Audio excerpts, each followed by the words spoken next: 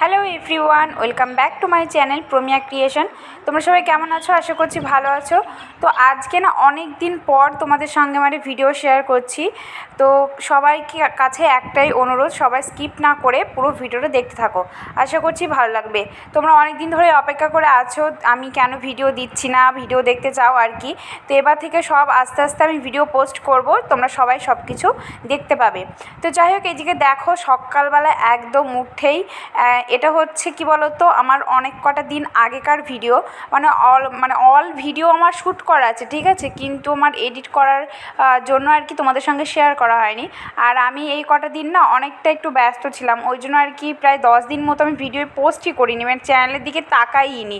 তো এটা ধরুন মানে আমার চ্যানেলে ক্ষতি তো হয়েছে, বুঝতেই পারছি, বাট কিচ্ছু করার ছিল না, কারণ এতটা আমি বিজি ছিলাম যে মানে ভিডিও ছাড়ার মতো কোনো পরিস্থিতি আমার ছিল না।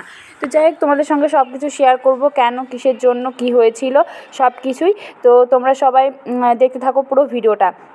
সকালবেলায় উঠলাম, তারপরে তোমাদের দাদাভাই দেখলেই তো বাড়ির সামনে একদম মাছ নিল। তো মাছটা তারপরে আমি বেছেও নিলাম। আর এদিকে কি বলো তো, মামার বাড়ি থেকে নিয়ে এসেছিলাম হাঁস, তো তোমার দাদাভাই এদিকে কাটছে। মানে আমি তো এইসব হাঁস টাস মানে কাটি না কোনো সময়, আর ও বলছে তুমিও পারবা না। এমনি আমাদের কি বলো তো বারবার হাত কেটে যাচ্ছে এই মানে সবজি টবজি কাটতে গেলে, আর ও এমনিতেও এইসব কাটাকুটো হলে টুক করে দেয়। তো যাই হোক, মাংস টাংস কেটে বেছে একদম ধুয়ে টুয়ে নিয়ে চলে আসলো। এই যে দেখো, আমার বরটা এখন রান্না করতে চলে এসেছে, হাঁসের মাংস রান্না করবে।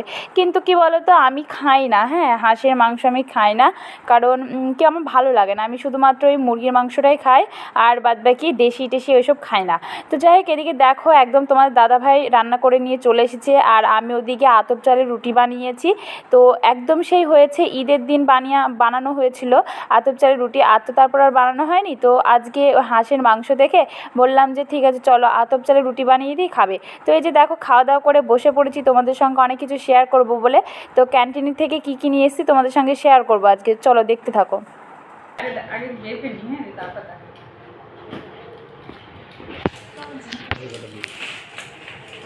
এই জিনিসটা পরে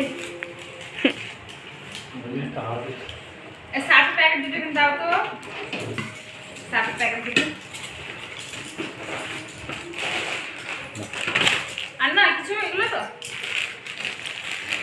তো ক্যান্টিন থেকে এগুলো এত জিনিস নিয়ে এসেছি, দেখাচ্ছি, ঠিক আছে। সার্ফ দুটো, টাইট, আর দুটো সাবান, এই দুটো পেয়ার্স সাবান, আর এটা হচ্ছে চপ্পল আমার, এই যে চপ্পল।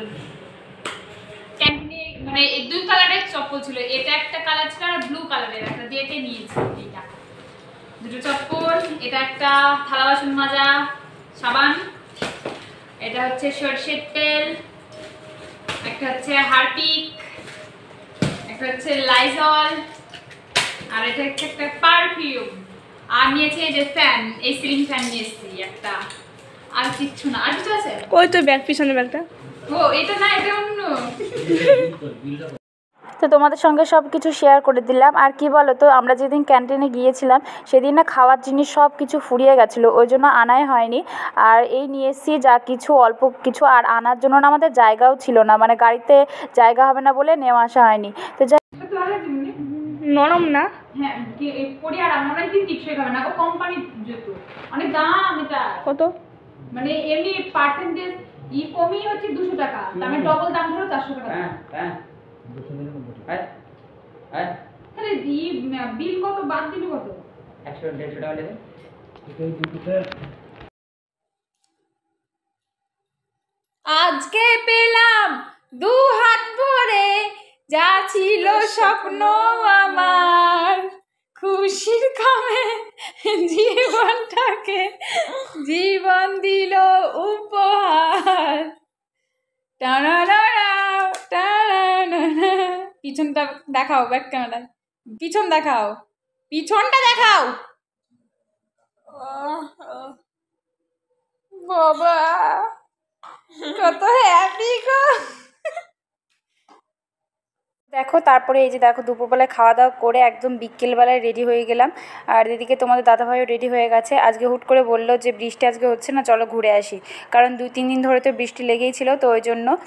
তো তারপরে এই যে দেখো সেই নতুন যে চপ্পলগুলো নিয়ে এসেছি ক্যান্টিন থেকে, ওইগুলো দিল, বললো এগুলো পরে দেখো। কি বললো তো, ওখানে তো পরে দেখিনি, হ্যাঁ শুধুমাত্র সাইজটা দেখেছি 5 নম্বর। তো বাড়ি এসে দেখছি একটুখানি বড় হচ্ছে, তো আমি বলছি এ তো বড় চপ্পল হয়ে গেছে, এবার তো লোকের মনে করবে সবাই আমি পরে আছি। তো তোমার দাদাভাই বলছে 2 দিন পরবা, ফেলে দিবা, পরো, আবার কে ব্যাক করতে যাচ্ছে বলো অতটা দূরে। আর সত্যি আমাদের বাড়ি থেকে প্রায় 50 কিলোমিটার দূর ওই যে ক্যান্টিনটা যেখানে গিয়েছিলাম, কৃষ্ণনগর ক্যান্টিনে। তো যাই হোক, এদিকে দেখো আমি রেডি হয়ে গেছি একদম। তো বাইরে বৃষ্টি হয়েছিল, তো তারপর আবার খুব রোদ উঠেছে, মানে মুখে লাগছে এমন রোদ। তো যাই হোক, কী আর করা যাবে, আবহাওয়া এরকম। আর আমাদের কি বলো তো, এই যে বাড়িতে এসে যদি ভাবি না যে এই কটা দিন একটু বাড়িতে শুয়ে থাকি, বসে থাকি, তাহলে আর হবে না, কারণ দিন চলেই যাবে, দিন তো আর থেমে থাকবে না। তো যাই হোক, এদিকে দেখো আমি রেডি হয়ে গেছি, আর তোমাদের দাদাভাই ওদিকে গাড়ি বার করছে।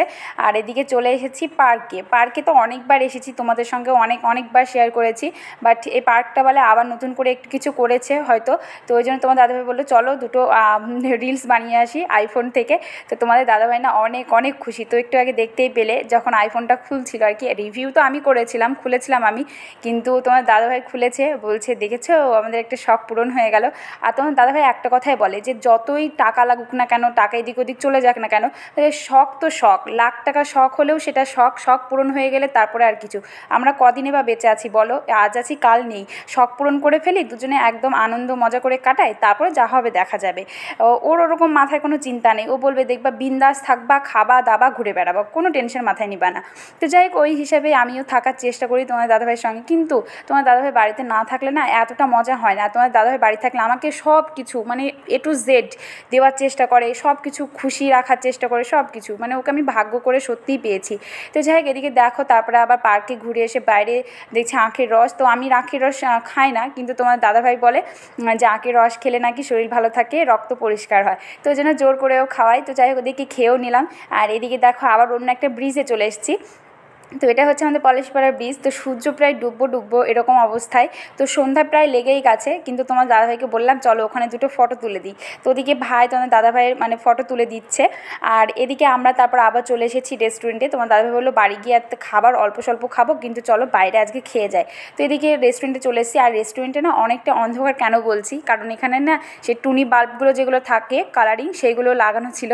আর আমার ক্যামেরার কোয়ালিটি একদমই ভালো না, সত্যি কথা, মানে ক্যামেরার কোয়ালিটি ভালো নয় বলে আর কি খারাপ লাগছে দেখতে।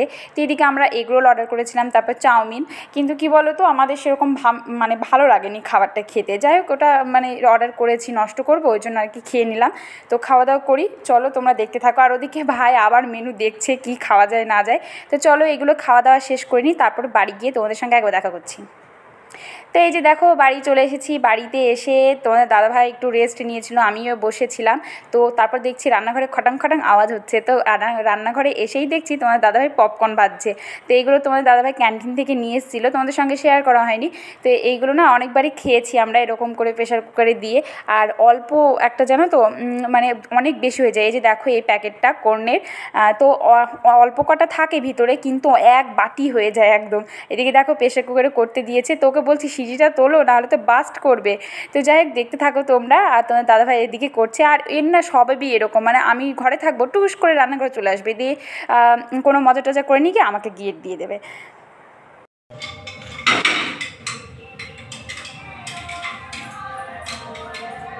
খুলি দেখো,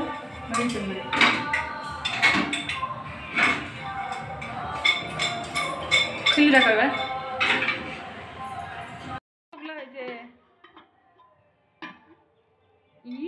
কতগুলো হয়েছে গো, দেখি ভালো করে দেখো, গায়ে থাকে না ওইটা।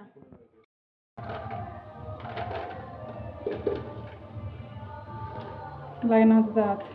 তো দেখতেই পেলে কত পপকর্ন হয়েছে। চলো আমরা এগুলো খেতে থাকি, আর তোমরা ভিডিওটি লাইক শেয়ার কমেন্ট করতে থাকো। আর আশা করছি তোমাদের ভিডিওটি ভালো লাগছে, ভালো লাগলে চ্যানেলটা সাবস্ক্রাইব করে পাশে থাকবে। আর দেখা হচ্ছে নেক্সট ভিডিওতে।